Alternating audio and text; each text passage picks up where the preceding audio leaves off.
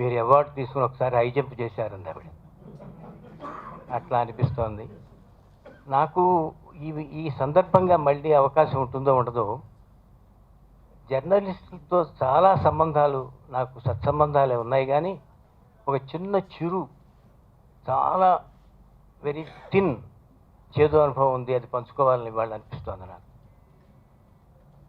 నేను స్వాతి కిరణం కాళహస్తిలో షూట్ చేస్తున్నప్పుడు దేవాలయంలో మమ్ముటి గారిని పూర్ణకుంభంతో ఆ దేవాలయపు అధికారులు ఆహ్వానం చేసే సన్నివేశం నేను షూట్ చేస్తున్నాను.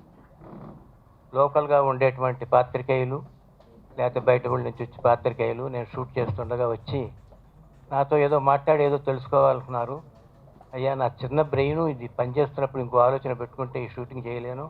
లంచ్ టైం అని ఒకటి ఉంటుంది, I can forgo my lunch, అప్పుడు మనం మాట్లాడుకుందాం అని చెప్పడం జరిగింది. వాళ్ళు మన్నించారు నన్ను. నా షూటింగ్ జరిగింది.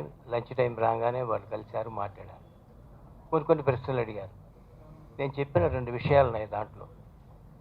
అదేమిటో నా అదృష్టం, ఈ మాట గుర్తుపెట్టుకోండి, అదేమిటో నా అదృష్టం. నా సినిమాలో యాక్ట్ చేసే ప్రతి నటుడు కొంచెం విభిన్నంగా కనిపిస్తాడు, నెంబర్ 1. అది నా అదృష్టం అనే మాట అండర్లైన్ చేస్తున్నాను కావాలని.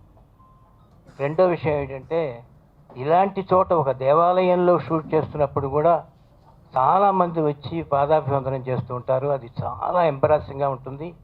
కావాలంటే కాళ్ళు చేతులు కడుక్కుని బయటకు వస్తాను నాయన, అప్పుడు మీరు దండం పెట్టుకోవచ్చు, కానీ దేవాలయంలో మాత్రం వద్దు, చాలా బాధాకరంగా ఉంటుంది, మంచిది కూడా కాదు ఆయుక్షణం. అది రెండో మాట. అయిపోయింది, షూటింగ్ అయిపోయింది, చాలా రోజులు గడిచిపోయినాయి. ఎప్పుడో ఒకసారి చిరంజీవి గారు నాకు కనిపించి, నేను ఒక విషయం అడగాలనుకుంటున్నానండి మిమ్మల్ని అన్నాడు. చెప్పు, ఏమిటన్నా? ఏది మీరు చెప్పుంటారు బహుశా,